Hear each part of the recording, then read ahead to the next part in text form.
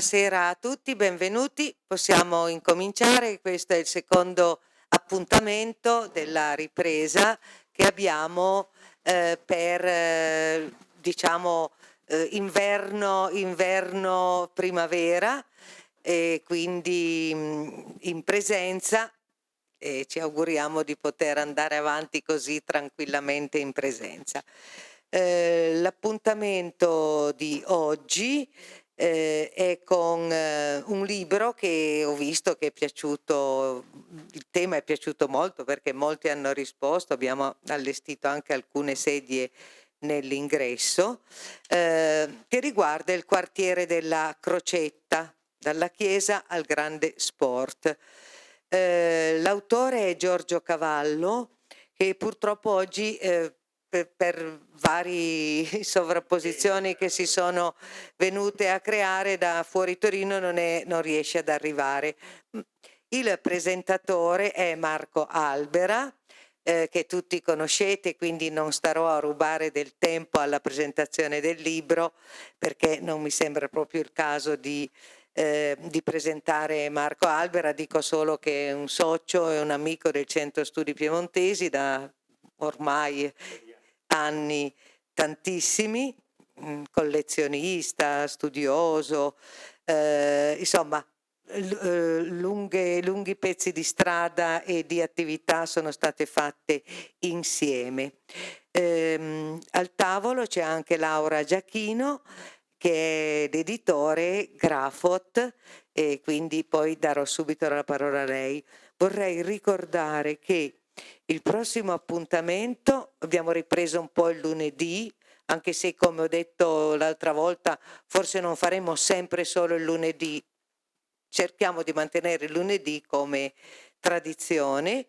Ci sarà l'incontro con Pinerolo praticamente, perché avremo Paolo Cavallo, si chiama anche lui Cavallo ma non è l'autore di oggi, con Paolo Cavallo, Monsignor Denis Silano, Andrea Balbo, che è il presidente della Società Storica Pinerolese, e poi ci sarà Gustavo Molino Maglio, questa volta in veste di oratore, perché parleremo degli atti del convegno tenutosi a Pinerolo 1821-2021, i moti nella città della cavalleria, e un libro di esempi di policremia nel Piemonte sabaudo tra XVII e XVIII secolo. Policoralità, chiedo scusa, ho tolto gli occhiali e sono andata sull'arte invece che sulla musica, e quindi l'appuntamento del 21. Anticipo, saluto la Anna Cantaluppi che è presente, che invece il 28 marzo, per il 21 abbiamo già gli inviti pronti che potete prendere, il 28 solo una bozza, a sempre alle 17:30, in collaborazione con la Fondazione 1563 per l'Arte e la Cultura, presentiamo un libro, un grosso libro, Filantropia e Credito, Atlante dei documenti, sarà meglio che mi metta gli occhiali, Atlante dei documenti contabili dalla compagnia all'Istituto San Paolo, l'Istituto Bancario San Paolo di Torino. Interverrà Laura Fornara, che è il segretario generale della Fondazione 1563, la Anna Cantalupi, che è stata tra i curatori del volume, e Claudio Bermont, che è l'altro autore e curatore, con Fausto Piola Caseldi, e questo avverrà il 28. Poi il 30 ci sposteremo alla Biblioteca Nazionale, ma non sto a contarla troppo con le date. Vi ringrazio di essere presenti e do subito la parola a Laura Giachino. Posso togliere la mascherina? Sì, per parlare anche solo. Buonasera a tutti, innanzitutto desidero ringraziare Albina Malerba per l'ospitalità in questa prestigiosa sede del Centro Studi, e il dottor Albera per questa presentazione che sarà sicuramente molto ricca e interessante. Io sono Laura Giachino della casa editrice Grafot, che è una casa editrice che fra poco compierà 40 anni, è stata appunto fondata dai miei genitori, e la cui le cui collane principali sono proprio dedicate a Torino, alla città e nello specifico proprio a quella che è considerata la storia minore, diciamo, ma che per noi è proprio una passione, ovvero andare proprio ad indagare quelle che sono diciamo, le storie inedite, ma che possono appunto dare dei punti di vista nuovi o comunque inediti appunto della storia. Io faccio solo questa breve introduzione perché penso che la parte principale interessante sia quella che presenterà il dottor Albera. Grazie. Bene, allora io posso parlare senza microfono. Non so se sentono fuori, tu prova, togliti la maschera, poi mi tolgo la maschera, ma fuori prova a sentire se sentono anche fuori. Io credo che sia un po' per tutti meglio questa cosa qui, essendo un prete mancato in qualche modo, però ritengo di avere ancora la voce da parroco di campagna, ecco, oltre alla pancia al cimitero dei capponi, come si diceva. E devo dire che quando la dottoressa Giachino, su indicazione del comune amico e altro abitante della Crocetta, mi chiese in qualche modo se avevo delle indicazioni per provvedere a un'edizione di un volume dedicato alla Crocetta, ancora più ampio, ancora più diffuso di quanti altri studi erano apparsi prima, io feci subito il nome di Giorgio Cavallo, anche perché io raccolgo materiali e documenti sulla storia del quartiere, ci vivo dentro, la mia famiglia, ad esempio per parte degli Albera, abbiamo il primo atto registrato nella parrocchia ancora quando era l'antica chiesa nel 1855, quindi siamo invecchiati insieme. Io direi magari sono invecchiato di più di un quartiere che è tuttora oggi molto vivo, vivace e simpatico. Però il lavoro che ha fatto Giorgio Cavallo è un lavoro straordinario. Oggi non c'è, si scusa molto, ma quello che lui fa è che lui ha tre doti straordinarie. La prima è una capacità di lavoro formidabile, per cui rispetta i tempi, che sono cose che gli editori apprezzano moltissimo, anche per opere di una certa importanza. Il secondo, che ha una cultura generalista molto profonda e molto intelligente nelle cose, per cui è facile, eccetera. E il terzo è che lui aggiunge sempre qualcosa di nuovo, perché anche se di un argomento conosce molto, però non è di quegli storici che divulgano, è di quelli che vanno negli archivi. Ecco, noi pensiamo, adesso non facciamo nomi, ma con Gustavo ci siamo già capiti a chi facevo riferimento. Qui c'è tanta gente che scrive dei libri anche interessanti, apparentemente molto dotti, ma di persone che non vanno negli archivi. Giorgio Cavallo ovviamente invece non fa parte di questo gruppo e quindi i suoi meriti sono tantissimi. Segnatevi il nome perché sicuramente farà ancora molte cose. Ha già pubblicato un libro sulle origini della famiglia di Cristoforo Colombo, il Colombo di Cuccaro, che probabilmente verrà presentato qui, quindi potrete anche conoscerlo. A tutti questi vantaggi ne unisce uno l'autore, che è giovane, molto più giovane di me, molto più giovane di noi, e quindi diciamo che vogliamo passare un po' con questo atteggiamento, e anch'io gli ho dato tutti i materiali e tutte le conoscenze che avevo su questo tema, proprio come una sorta di passaggio di testimone, perché la nostra cultura non muoie, trovi sempre nuovi appassionati. Oltretutto è un ben pensante, ma su questo non mi diffondo più a lungo, per cui noi sappiamo che cosa vuole dire. Noi abbiamo una cultura militante che è totalmente avversa a tutto un modo tradizionale di intendere il convivere civile e fondato su certi valori. Quindi, fatta questa premessa, non voglio ampliarla più di tanto sull'autore, devo dire che parliamo invece del quartiere, dei contenuti di questo volume, che è venuto molto bene, è un volume accessibilissimo e che proprio Giorgio Cavallo ha reso godibilissimo nella lettura. Ecco, lui ha sistemato tantissimi argomenti che c'erano in modo molto simpatico. Alla fine del volume poi ci sono addirittura il racconto di alcune imprese commerciali, di quei negozi che noi incontriamo passeggiando alla Crocetta, pensiamo, non so, alla famosa pizzeria, ma più famosa per le farinate, no? E quindi lì facciamo vedere addirittura le generazioni che si sono succedute.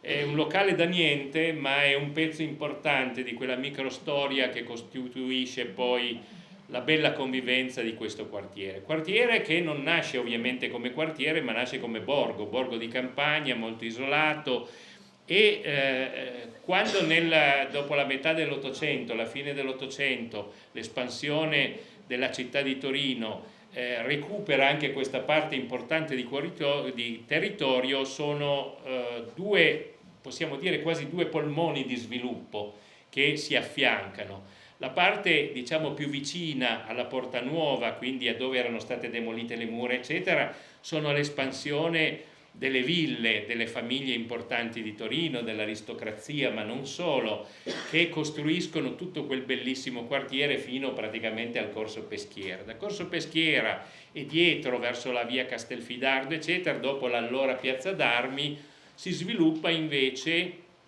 un'altra residenzialità, che era quella legata allo sviluppo delle ferrovie, quindi la presenza delle officine grandi riparazioni, la presenza di altre fabbriche complementari portano all'esigenza di costruire degli edifici che tra l'altro sono molto importanti, come le case di Fenoglio eccetera. Ci sono le case per gli impiegati ad esempio della Martini e Rossi, ma c'è proprio queste residenze per gli impiegati delle ferrovie. Ad esempio di fronte ai Salesiani in via Piazzi c'è un enorme isolato quasi di un edificio grandissimo costruito per gli impiegati e per gli operai che non erano lavoratori di bassa manovalanza, ma erano dei tecnici molto in gamba e molto così. Per cui in questo territorio che era vissuto come area campestre al di fuori della città e che forniva i suoi prodotti alla città, si sviluppa poi un'occupazione proprio tracciando nuove vie eccetera eccetera, che porterà appunto a farlo diventare un quartiere, e forse il quartiere principe dal punto di vista della residenzialità, essendo così nato anche molto ben pensato eccetera. Allora tutto comincia con Maddalena Groppello da Soncino. Negli anni della fine del Cinquecento lei costruisce una chiesa e pare che sia lì che sia stato portato per la prima volta quel quadro attribuito al Tintoretto, ma sicuramente della sua scuola, che oggi è in un altare laterale della parrocchia nuova della Crocetta, con la deposizione della croce. La soprintendenza adesso l'ha declassato a Palma il Giovane, ma mi sembra che sia più bottega del Tintoretto vero e proprio. E così questo quartiere ha un'origine che si sviluppa proprio a partire da un dato territoriale concreto ma di matrice religiosa, e noi troveremo sempre che tutto quello che capita nel nostro Piemonte abbia sempre alle origini da un lato la Chiesa, il cattolicesimo, che è quello che organizza la vita comune anche delle persone attraverso proprio le parrocchie, prima con la presenza dei monasteri come in questo caso, e Casa Savoia. Casa Savoia, ricordiamoci che c'è sempre. Noi facciamo finta di niente, parliamo sempre delle regge, cercando di stendere, di non parlare di chi le ha costruite, di chi le ha abitate, da chi le ha rese importanti, da chi ha tirato fuori anche i soldi per fare questi importanti investimenti. Quindi noi abbiamo queste regge senza i sovrani, senza i principi. Fu proprio grazie al testamento della infanta di Spagna, che era ovviamente la moglie di Carlo Emanuele I, Caterina d'Austria, che lasciò proprio nell'eredità, lei morì ancora relativamente giovane, di costruire un convento, un monastero in quest'area della Crocetta da affidare ai padri e ai frati trinitari calzati, convento che si iniziò nel 1617, che è stato il primo nucleo costitutivo del quartiere. Fu il cardinale Maurizio, il figlio dei due duchi, che pose la prima pietra, e già nel 1621 il convento era funzionante. Dal 1728 la chiesa del monastero era diventata parrocchia, e lo sarà fino al 1889, quando verrà sostituita dalla nuova chiesa che tutti conosciamo. Però la parrocchia va ricordato che era proprio questa. Il quartiere, da dove trae origine questo nome speciale della Crocetta? Come si chiamava prima, tra l'altro, questo territorio? Abbiamo scoperto questo, che si chiamava Taulei, perché era un tavoliere, come c'è il tavoliere delle Puglie per dire, quindi un'area irrigua, molto adatta ai lavori agricoli alla coltivazioni, e dove praticamente arrivava quasi tutto, no? Prodotti eccellenti. E questo taulei viene chiamato crocetta proprio per la croce che portavano i padri trinitari, la croce rossa e blu, che voi ad esempio vedete ancora adesso nell'opera che noi confratelli della Trinità abbiamo creato attraverso la Fondazione Crocetta, che è il Collegium Trinitatis che voi vedete nel vicolo, e abbiamo mantenuto proprio il simbolo della presenza dei padri trinitari. Quindi sono i padri trinitari che hanno creato un territorio disperso con queste grandi importanti cascine, non solo la cascina dei Rignon, che era il Verrua, degli Scaglia di Verrua, ma poi importantissima c'era anche il Zappata, la Rosa Neuva, la Rosa Vecchia, la cascina Bogetti, che fu poi tra l'altro donata per gli ospedali San Giovanni Battista della città di Torino. Però la presenza dei padri trinitari è quella che raccoglie da questo territorio, dove abitavano già più di 1000-1500 persone. La parrocchia più vicina era quella del Lingotto da un certo punto di vista, e qui la parrocchia nasce come suffraganea fuori extramuros della chiesa dei padri della congregazione dell'Oratorio di San Filippo Neri. Difatti la parrocchia era Sant'Eusebio. Allora, il primo protettore però del territorio non è la Beata Vergine delle Grazie, ma è San Grato, che guarda caso è il protettore dei lavori agricoli, che protegge sia dall'inclemenza del tempo, quindi soprattutto dalle grandinate che erano temute, le alluvioni, queste cose qui, ma poi proteggeva anche dagli insetti nocivi. Qui c'era molta produzione, anche pensiamo alle culture dei cavoli e di altri ortaggi, eccetera. Il convento dei padri trinitari ha una sua funzione strategica, viene costruito ai bordi di quello che era l'unica strada diagonale che noi abbiamo in questo quartiere, tutto squadrato, si tagliano anche i parchi delle ville, si devono sistemare queste antiche cascine, e l'unica via in diagonale qual è? Quella del vicolo della Crocetta, che ci sembra, ma come mai è rimasta questa cosa? Perché se voi andate verso il centro e proseguite con questa diagonale, sbattereste, praticamente arrivate a Porta Nuova, ed era l'antico stradale di Orbassano che conduceva. Vediamo qui c'è una mappa dove vedete nel famoso quadro del Parosel della battaglia di Torino del 1706, si vede molto bene che da una parte c'era lo stradale di Nizza che portava a San Salvario, altro convento attorno al quale nasce un altro quartiere importante nella storia di Torino, e lo stesso capita per la Crocetta. Molto interessante, io credo, proprio questo fatto, perché i padri trinitari si convenzionano ben presto con la città di Torino, perché favoriscono l'afflusso nella notte, ad esempio, di tutti quei commercianti che poi verranno a portare in Piazza delle Erbe, la piazza Palazzo di Città attuale, le loro mercanzie per essere vendute a Torino. Quindi davano loro accoglienza nella notte, li ospitavano fino al mattino presto, quando poi al suono dell'Ave Maria si aprivano le porte, la porta nuova della città, questi potevano defluire. Lo stesso c'era la convenzione per ospitare per la quarantena, e di questi tempi dobbiamo pensare che nulla sotto il sole è nuovo, anche nelle epoche passate, quindi anche nei primi del 600 ci sono state poi le epidemie di peste, eccetera, quindi l'ospedale dei padri trinitari avevano questa assistenza appunto a questi viandanti, e lì si svolgevano anche i termini delle quarantene. La chiesa ovviamente aveva, dove adesso c'è la piazza del mercato, c'era il cimitero dove era stato poi seppellito anche il generale Ramorino. Altro episodio accaduto alla Crocetta, perché viene fucilato in piazza d'Armi, ma il corpo viene preso appena morto, ancora cadavere caldo, dall'interratore del cimitero della Crocetta, e dice: no, questo è mio. Allora gli concedono la sepoltura in questo piccolo cimitero, per non andare in cimiteri più importanti, a condizione che non ci fossero nomi sulla tomba, che fosse una sepoltura anonima. Quando fu smontato questo cimitero ci furono gli accaniti, in qualche modo anti-sabaudi, così, che presero il corpo di Ramorino e il teschio di Ramorino, se volete vederlo, oggi al museo, alla collezione craniologica dell'Università di Torino, al museo che c'è in via Pietro Giuria, e sull'osso proprio del teschio c'è scritto a penna, col pennino qualcuno ha preso la briga di scrivere traditore. Poi vedete i fori dei proiettili, e questo è un episodio truculento. Qui vedete questa immagine, vediamo il Valentino, San Salvario con la via di Nizza e questi sono un po' le cose importanti. Ovviamente il convento resiste fino al 1798, quando con l'occupazione francese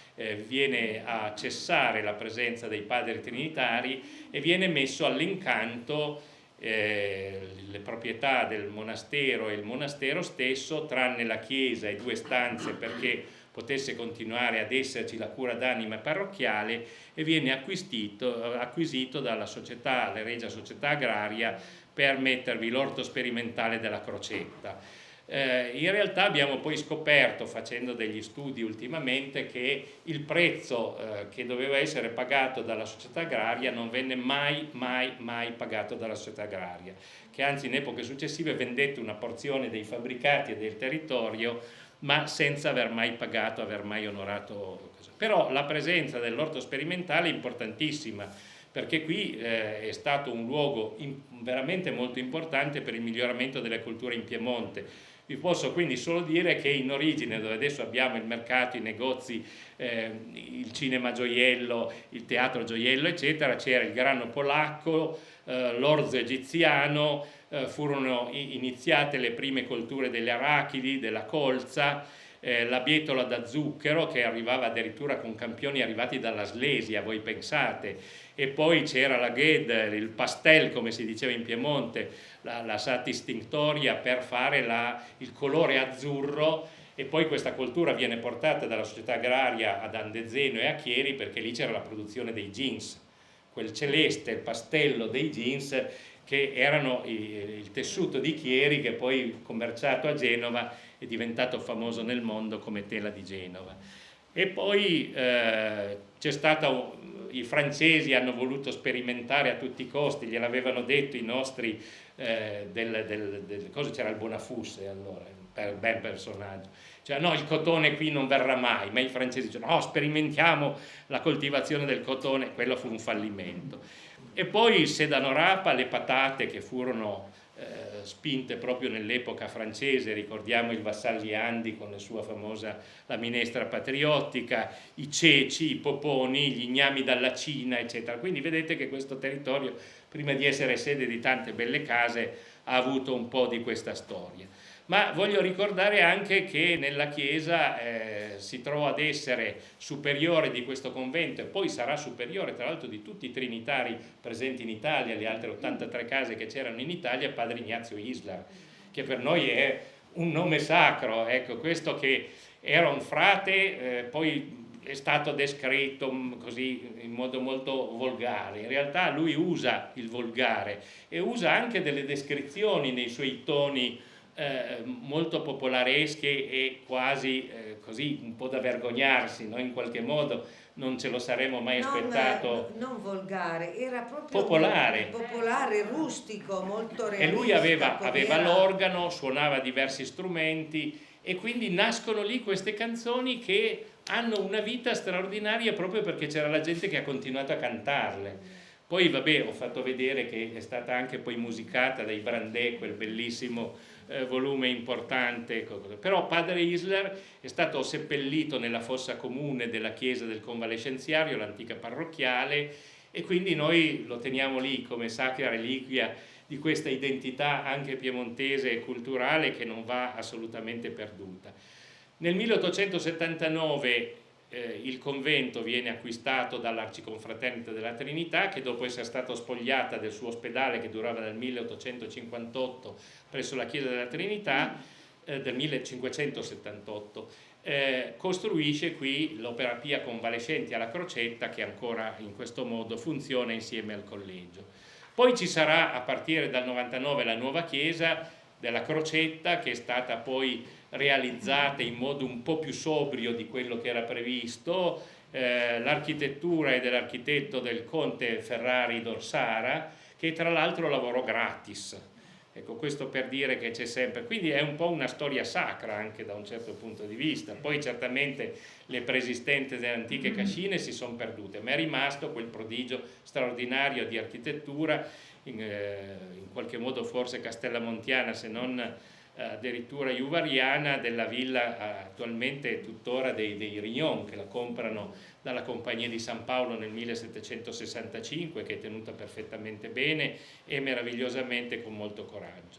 Poi però è un quartiere che si sviluppa. Non abbiamo voluto in questo volume, il Cavallo si è astenuto dal fare la storia architettonica, perché quella è un'altra storia, il volume sarebbe uscito di 400 pagine, l'editore ci avrebbe fucilato, però si è voluta raccontare più la storia di quello che è capitato in questo quartiere, per far capire che ogni quartiere ha delle storie da raccontare più importanti. Ad esempio, la vocazione sportiva della Crocetta. Allora qui apriamo un capitolo. Quanti possono vantare a livello italiano una storia sportiva come quella del quartiere della Crocetta? Credo nessuno, credo nessuno.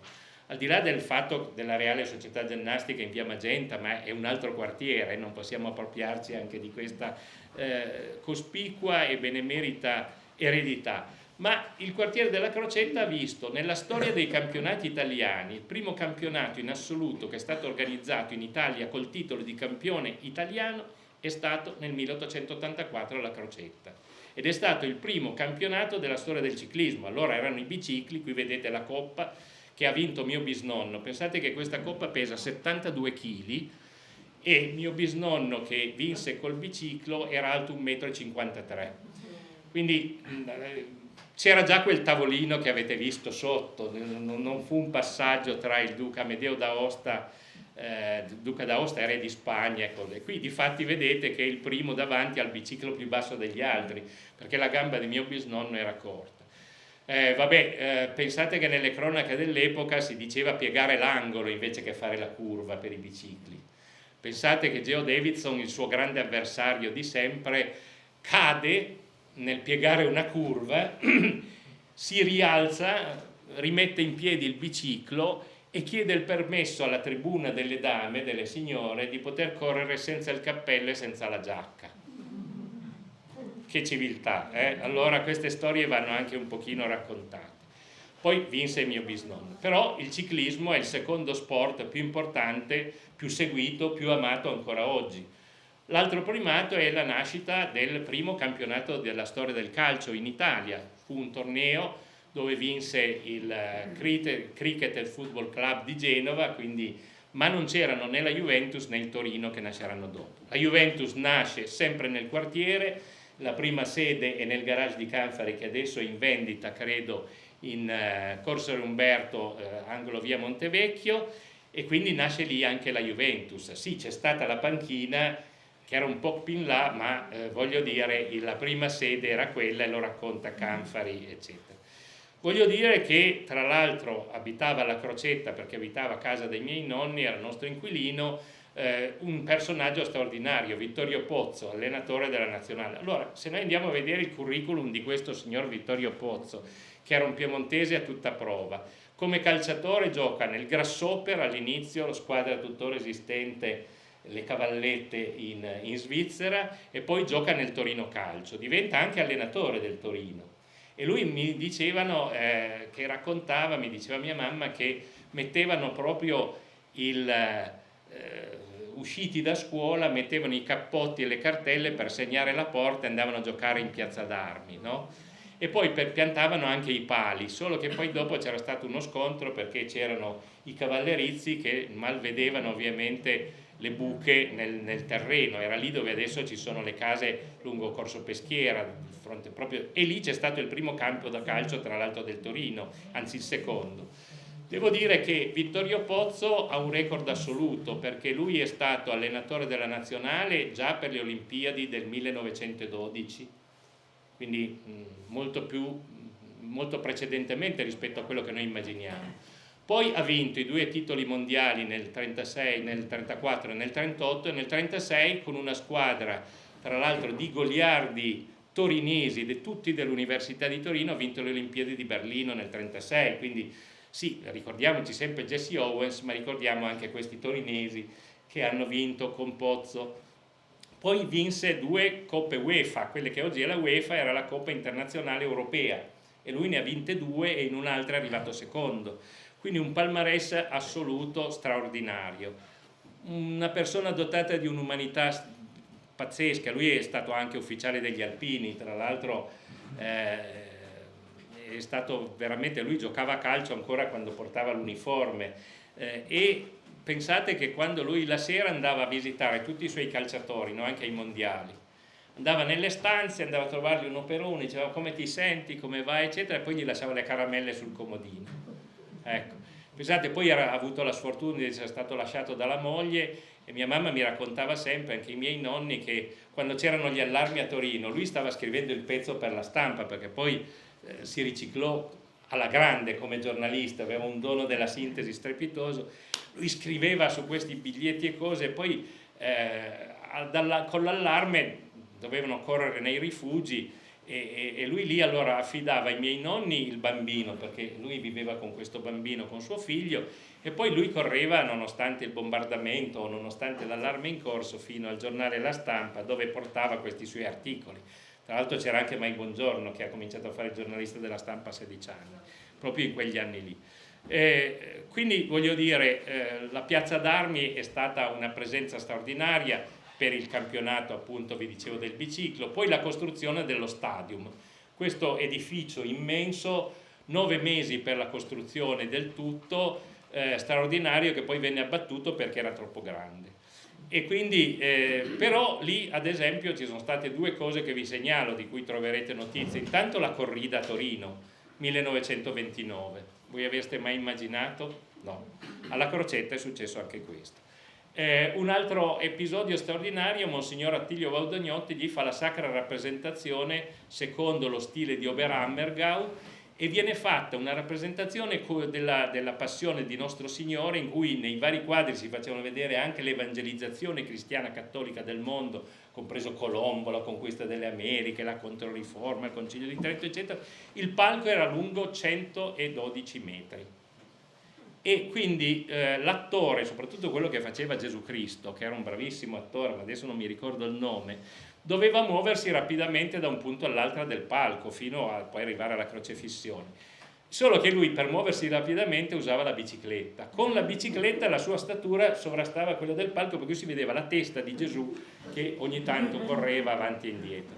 E poi Buffalo Bill, prima che ci fosse lo stadium, certamente 80.000 persone in 3 giorni, una cosa straordinaria. Io mi ricordo, perché sono i ricordi che avrete anche tutti voi nelle famiglie, quante famiglie dicono, i nonni che ci dicevano, ah ma io Buffalo Bill l'ho visto, era come se mi avessero detto, guarda, io ho conosciuto Enea, Ettore, Achille, Ulisse, andavamo a giocare a briscola al bar. Ecco, no, ma come non hai visto Buffalo Bill? Noi che eravamo levati, avevamo i soldatini, gli indiani, i cowboy, eccetera. E ho visto Buffalo Bill, Anna Oakley che tirava con le palline che venivano lanciate per aria in cima ai cavalli, eccetera. Tanto anche qui episodi poi tra l'altro abbastanza oggi inusitati, perché si faceva vedere anche la prima cavalleria nordista composta esclusivamente di negri, tra le varie cose, le varie attrazioni. Poi c'erano gli ultimi samurai, e poi c'erano i messicani di Montezuma che si esibivano col lazzo e tutto il resto. Ma fu anche un'impresa straordinaria. Perché venne qui Buffalo Bill? Perché c'era la ferrovia. C'era la ferrovia, e quindi il circo si muoveva con 3 convogli lunghi 1,5 chilometri complessivamente, che arrivavano, venivano fatti scivolare con delle rotaie superiori al piano dei carri, tutti i carri che scaricavano le merci, eccetera, e si creava questa tribuna. Tra l'altro il circo di Buffalo Bill era illuminato elettricamente. Siamo nel 1906. Voi pensate che quando nasce Re Umberto viene elettrificato Racconigi per accogliere il principe con anche la corrente elettrica. Ma devo dire che queste sono tante storie. Poi c'è una storia anche di educazione, quella relativa alla presenza del sommelier, del Politecnico, ma soprattutto del Regio Educatorio della Provvidenza, istituzione sabauda nata nel 1735, che nel 1935 c'è stato quel bellissimo volume del professor Dino Gribaudi, proprio che ha raccontato la storia di questo educatorio. E all'educatorio chi ci andava? Andavano soprattutto le ragazze, avendo aperto anche il liceo classico oltre al magistrale per le collegiali, e poi c'erano le materne e c'erano le scuole elementari ovviamente, quindi la formazione delle maestre avveniva proprio sul campo con questa congregazione presente di suore. Però c'era il liceo classico e le ragazze di buona famiglia andavano lì e non al D'Azeglio, perché al D'Azeglio le classi erano miste e quindi quello era il grande discrimine. Poi Don Edmondo de Amicis, il nipote di Edmondo de Amicis, lo scrittore, che era il cappellano tra l'altro dell'Educatorio, che poi venne ucciso dai partigiani. Devo dire che tra le tante vicende c'è stata poi la presenza di personaggi famosi e con questo voglio un po' chiudere. Cesare e Paola Lombroso abitarono lì, tutta la famiglia Frassati, eccolo qui Pier Giorgio, il beato, che in pochi anni che è il patrono dei goliardi torinesi e che è così caro, che era amico dei miei nonni. Io le lettere diceva siamo andati a fare la gita, siamo rimasti bloccati col treno, c'era 1,5 metri di neve a Bolaro, il treno non andava avanti, eravamo bloccati nella notte al buio e c'era qualcuno che chiacchierava, qualcuno mangiava sui treni della neve, vi ricordate i mandarini, quell'odore terrificante di arance, il sabato sera la gente che andava su in montagna, no? Ce lo ricordiamo tutti. Bene, dice, si sente solo Frassati che recita il rosario ad alta voce. Ecco, questo nelle lettere dei miei bisnonni. E poi Pitti Grilli, che ha abitato in via Colombo, in tre case ha avuto Pitti Grilli alla Crocetta, quindi Frassati. Bic semplificò la quotidianità della scrittura, su cui Gustavo Moladino Maglia ha scritto delle cose straordinarie. E poi, vabbè, in tempi più recenti, Primo Levi, la tragica morte di Casalegno, l'attentato del 77, ve lo ricordate, 13 giorni di agonia, prima linea che lo uccide per il suo coraggio, e poi la presenza di famiglie che avevano case, ne avevano 3 alla Crocetta, ad esempio i Tabusso, il pittore Tabusso, credo che tutti lo conoscete, la tragica, sfortunatissima vicenda di Gigi Meroni, ma prima ancora Michele Lanza. La prima automobile costruita in Italia è stata costruita in via La Marmora da Michele Lanza, ha costruito 8 automobili, una dopo l'altra, e per fare la successiva smontava quella precedente, per cui non è rimasta nessuna, ma è pur sempre un primato importante. Poi al di là degli uffici della Rumianca, Cotonificio Poma, alla Crocetta c'era, ma pochi lo ricordano perché in una zona un po' periferica, era un po' mascherato, c'era la fabbrica delle caramelle di Baratti a Milano, era lì la fabbrica, e il caffè era un'altra cosa ovviamente. E poi c'era la Lenci, ve lo ricordate, di fronte al convalescenziario, con quelle belle, c'erano i pilastrini con le bambole scolpite nel cemento, colorate, che poi sono stati demolite anche quelle cose lì. E il mercato della Crocetta, che però è una cosa relativamente nuova, comincia alla fine degli anni 20, primi anni 30 del Novecento.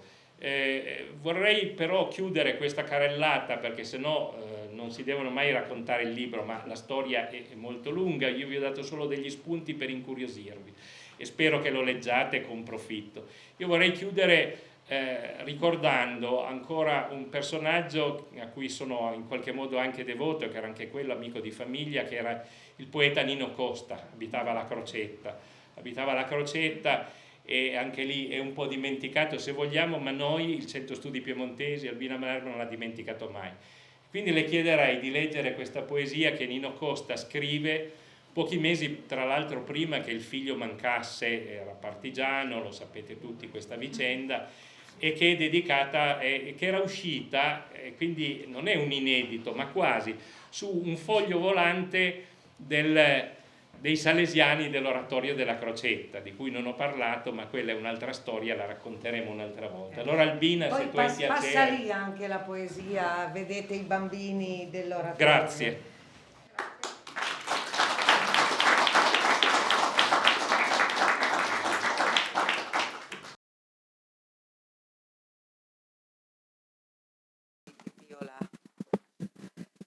E niente di lusso, niente foravia, muratori d'un bosco, semplice e sant, con un'aria di buon umore ed armonia, con so football, sua giostra e il pas volant.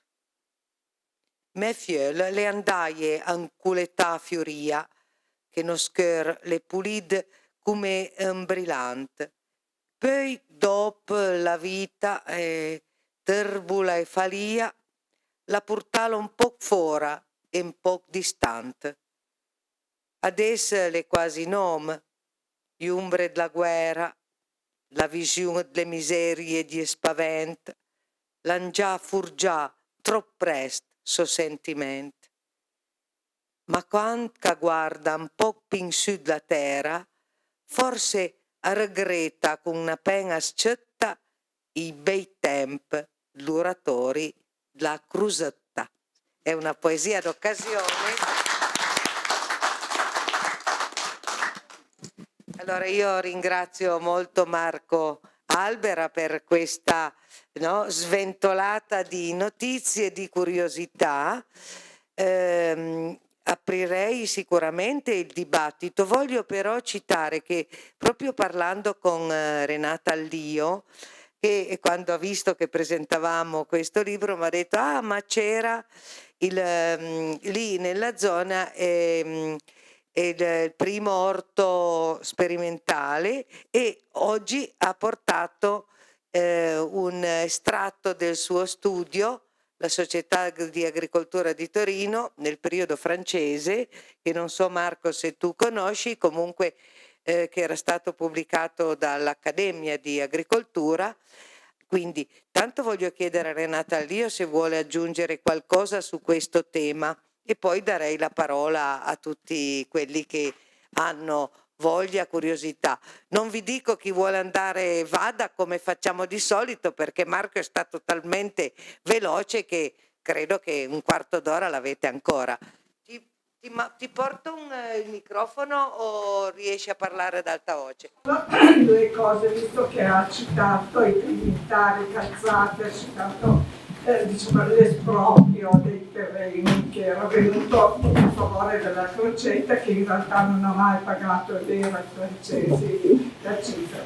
Ma la Chiesa, come ha detto, era rimasta, c'è la città della Chiesa, perché è rimasta alla cura parrocchiale, certo. Si officiava nella Chiesa normalmente. E Taraco non ha mai accettato questo passaggio, per cui ha sempre fatto dei dispetti.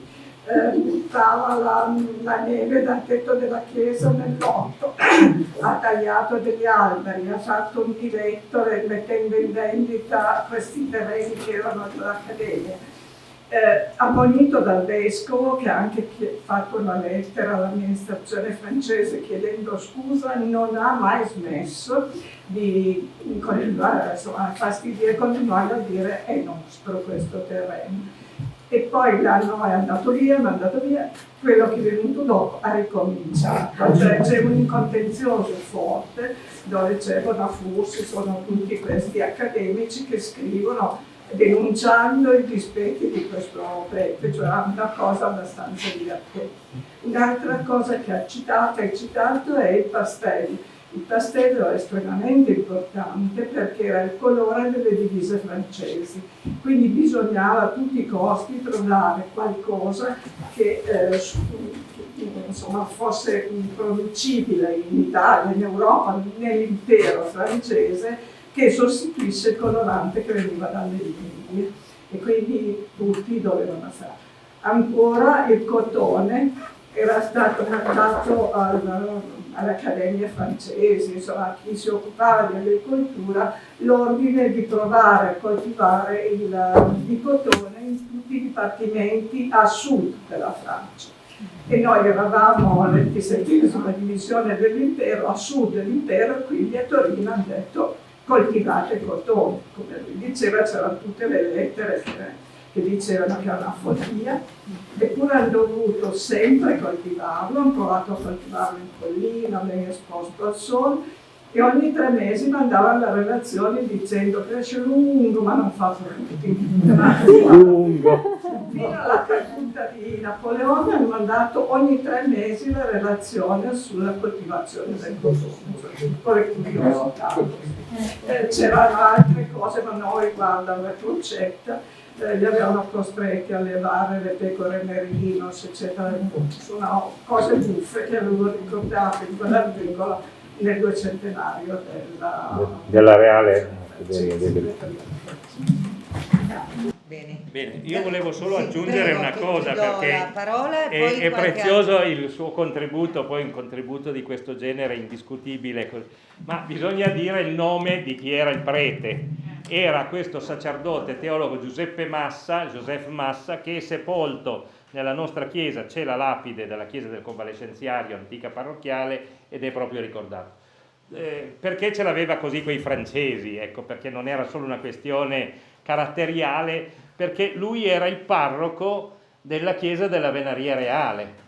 Viene dai francesi fatto buttare fuori perché era sospetto di essere troppo fedele a Casa Savoia. Lui era un fervente ovviamente anti-giacobino e quindi lui viene allontanato e dice: guarda, ti mandiamo alla Crocetta. E quindi quello per lui è stato un esilio abbastanza drammatico.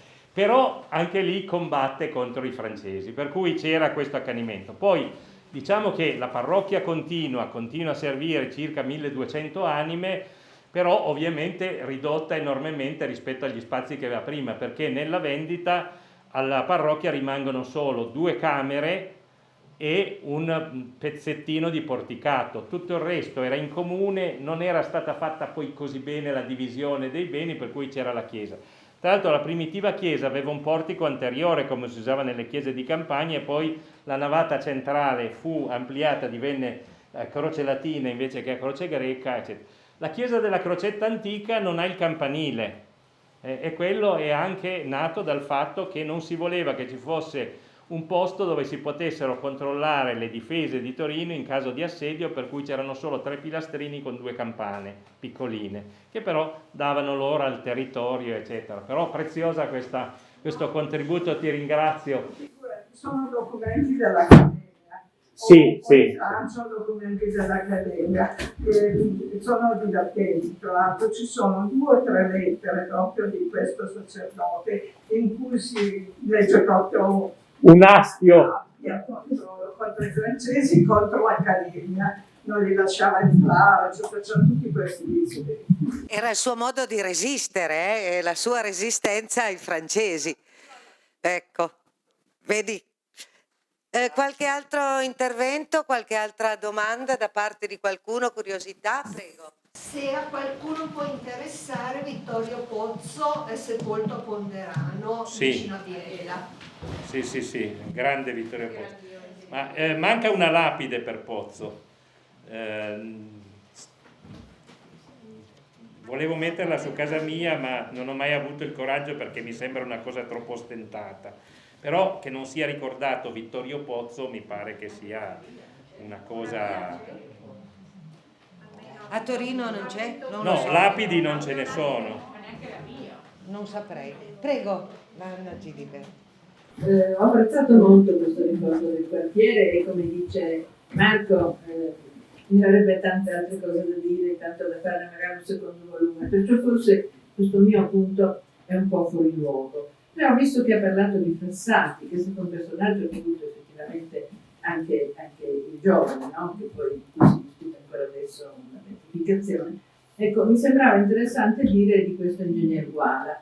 È una persona di cui ti sei già interessato? Oppure, secondo noi architetti, l'ingegner Guala è stata una personalità molto importante a livello dell'architettura popolare in Italia, perché ha gestito in modo egregio queste centinaia di cantieri per la ricostruzione per la costruzione delle case popolari, delle Ina Casa, che hanno avuto anche in Torino degli esempi di grande interesse. Sono nate con estrema serietà e parsimonia nei materiali, ma controllate con molta intelligenza, sia dal punto di vista della programmazione spaziale in tutta l'Italia, e non soltanto intorno alle città di sviluppo industriale, e poi hanno avuto anche una grande attenzione ai materiali costruttivi, per cui molte di queste case, benché ormai sono state costruite molto rapidamente, dal 49 al 58, 59, cioè una decina d'anni,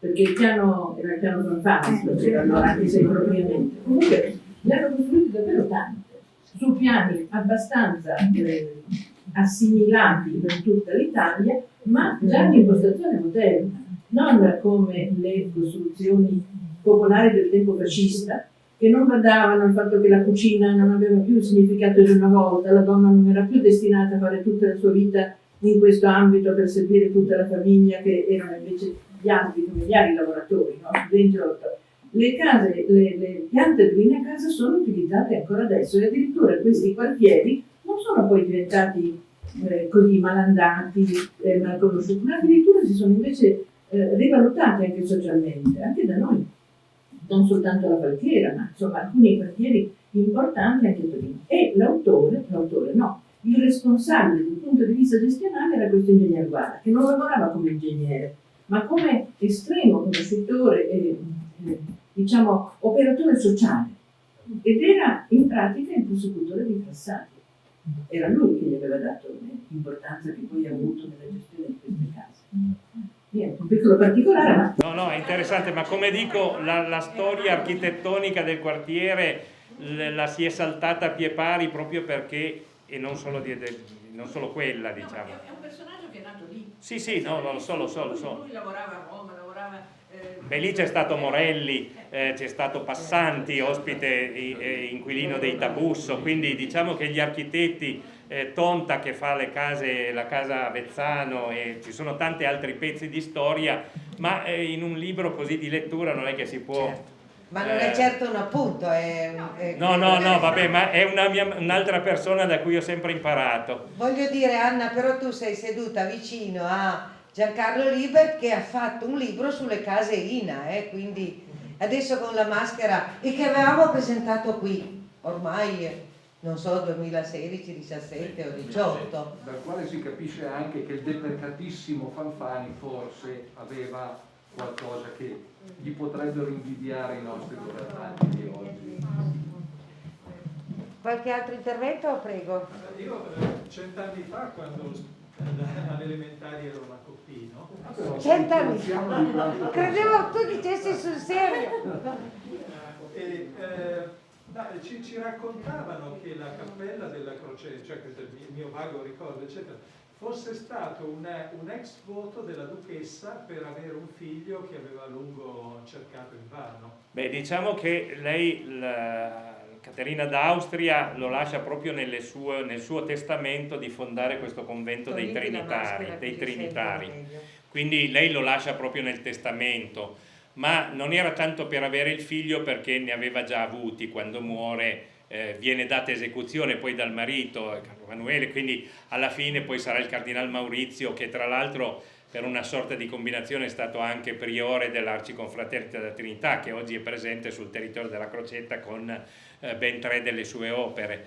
E quindi è un po' così, però è ovvio che nasce tutto per una sorta di voto, ma è bello sottolineare questo, che è proprio la fede che unisce le persone, no? E quindi anche se oggi viviamo così un po' distratti, noi siamo con Gesù nell'orto del Getsemani, che è lì che prega e noi dormiamo, no? Mi sembra che un po' sia un po' questa l'immagine, ma è sempre un po' una storia sacra, una storia di questo volersi bene. I quartieri, come può documentare anche la grafote editrice, la dottoressa Giachino, hanno sempre questo spirito di fratellanza e quel saper vivere insieme, no? Alla fine pensate gli aristocratici, che erano i proprietari delle terre, dei cosi, come vivevano assieme, come provvedevano ai contadini. Insomma, i Rignon li mandavano a scuola gratis. Quando Paolo Lombroso fa la sua prima indagine sociologica sul quartiere della Crocetta, diffondendo un questionario, ma siamo nel 1906-07, dice: ma voi cosa fate, di che cosa vivete, cosa fanno le casalinghe, chi lavora, chi non lavora, chi guarda i bambini piccoli, chi non li guarda, eccetera. I Rignon li guardavano, i Rignon li sostenevano, ma non solo i Rignon, tutti quanti. Quindi è questo vivere assieme, essere proprio qui in qualche modo su questa terra, in questo territorio, in una piccola porzione di un borgo che sarebbe poi diventato città, ma dove c'era un affetto gli uni per gli altri, che un po' anche questa è la cultura del Centro Studi Piemontesi. Io qui mi sono sempre sentito a casa, perché qui ci si vuole bene in qualche modo. Quindi i quartieri nascono proprio con questa sintonia di affetti e, come scriveva Nino Costa, sempre quando si alza lo sguardo un po' più in su. Ricordiamoci la torre civica, purtroppo demolita, della città di Torino. Il toro era rampante, ma guardava verso il cielo. no? E questa è un po' l'idea di questa Torino, che è saputo essere grande proprio perché ha guardato in alto, e l'aristocrazia si sentiva in particolare proprio spronata a fare questo, per cui veramente il patrimonio del sovrano non erano le terre, i castelli, le ville, le residenze, i soldi, men che meno, era il suo popolo. Non c'è mai stata una rivolta contro i Savoia in tutta la storia, 1000 anni di storia, non una rivolta. Perché? Perché eravamo tutti sulla stessa barca, perché tutti ci rispettavamo, il sovrano rispettava con quel bel senso feudale, il nobile rispettava, il borghese arricchito prendeva esempio dalla nobiltà e dall'aristocrazia, e quindi anche famiglie come posso considerare le mie famiglie da parte degli Albera, dei Lorenz, ecco, c'era sempre quel modo di imparare a vivere, di avere quella civiltà. Il vivere more nobilium non è esclusività dei nobili, è per tutti. No? Nelle case dove vivevano assieme tutti i ceti sociali, i palazzi famosi torinesi, dalle soffitte ai servitori più modesti che abitavano sopra le scuderie, tutti pigliavano il tono dal palazzo. Gianduia, ricordiamocelo, aveva la sua uniforme era comunque una divisa da maggiordomo di casa, aveva le scarpe con la fibbia, non aveva gli zoccoli Gianduia, portava il codino, aveva le culotte, non era un sanculotto. Ecco, e questo se accade per un agricoltore inurbato in qualche modo che faceva il servitore, vuol dire che era onorato di far parte di questo sistema. Ecco, i quartieri si reggono su questo. Noi oggi abbiamo tanta altra immigrazione, tanti problemi anche economici, ma il quartiere della Crocetta è un quartiere, io credo, ancora accogliente. Poi si può sempre far meglio, ma quello è compito nostro. Prego. Tichetto. Ma io voglio prima cosa ringraziare prima l'editore che ha pubblicato il libro e secondo Marco che ce l'ha presentato così bene. Se mi permettete vorrei fare 2 ricordi e una curiosità. Allora, il primo ricordo che io e mio fratello siamo nati nella casa di Nino Costa in via Giacomo Bove 14. Poi noi ci siamo trasferiti, perché lì stava la nonna, ci siamo trasferiti all'11 e io ricordo il bombardamento che ha buttato giù la scuola Coppino, perché io ero allieva, non ancora nella culla, sì, quasi, però ero nel rifugio, e quando la casa è crollata sotto le bombe io mi ricordo che mi sono tolta le macerie dagli occhi. Poi quando è stata ricostruita sono andata anche a scuola a Coppino, dopodiché sono andata alla scuola all'Educatorio della Provvidenza nelle medie e adesso ci va il mio nipotino alle materne. Un'altra cosa che voglio ricordare, magari se fate un libro sull'architettura, che quelle belle cancellate della Villa Rignone le ha fatte mio nonno Giuseppe Pichetto. E questi sono i ricordi, se me li... Era l'architetto Chevalley che aveva fatto la nuova risistemazione però le cancellate sì. mio nonno. Lì ha fatto anche il film Anna Magnani. Negli anni 30 hanno girato un film al Verrua. Scusatemi per i ricordi personali, però sentire parlare di Nino Costa, che è la casa dove sono nata io. Non lo sapevo, non l'avevi mai detto, è bello. La curiosità era quella bella diagonale di cui rimane soltanto il vicolo. E Corso De Gasperi. È resistita fino a Porta Nuova come strada diagonale, poi diciamo fino a quando hanno tracciato Corso Peschiera. Il tracciamento di Corso Peschiera, che poi adesso è diviso in Corso Einaudi, Corso Peschiera eccetera, ha segato in qualche modo, e poi lì hanno deciso di fare questa struttura a compasso con i famosi Corso Trieste, Corso eccetera, Corso Trento e così via, dove tra l'altro, ecco, per ricordare l'architettura, in Corso Trento 5, che è la casa dove è nata mia mamma, c'è ancora l'archivio Giai, perché quella era la casa Giai, un altro professore di architettura che è stato anche tra i miei maestri. Però è un po' così. Allora, avete capito qual è il trucco dell'editore Grafot?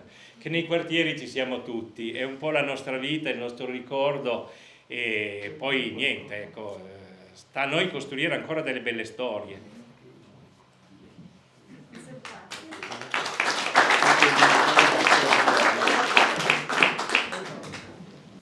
Allora, do la parola per chiudere a Gustavo. Vorrei solo ricordare, siccome proprio oggi ho ricevuto l'invito definitivo, parlando di Marco Albera, ho visto qualche bozza nei giorni scorsi e oggi ho visto l'invito definitivo. Marco Albera sta preparando 3 mostre a Benevagenna, che è uno dei centri con i quali il Centro Studi Piemontesi collabora strutturalmente con l'Associazione Amici di Bene, presieduta da Michelangelo Fessia, e ha ben 3 mostre che si inaugureranno in sequenza nei prossimi giorni, e mi pare importante ricordarlo, tutte di un certo interesse, di una certa curiosità, soprattutto poi anche per il fatto che con Benevagenna è uno dei molti centri di istituti culturali piemontesi con cui il Centro Studi Piemontesi collabora costantemente. Grazie a tutti, buonasera. Chi volesse il libro si può rivolgere adesso nell'ingresso a Laura Giachino e credo sia con un po' di sconto. Ecco. Chi vuole i libri del Centro Studi, quelli ci sono sempre e sono sempre lì esposti. Grazie Marco Albera e grazie editore Grafote, a tutti voi. Buona serata.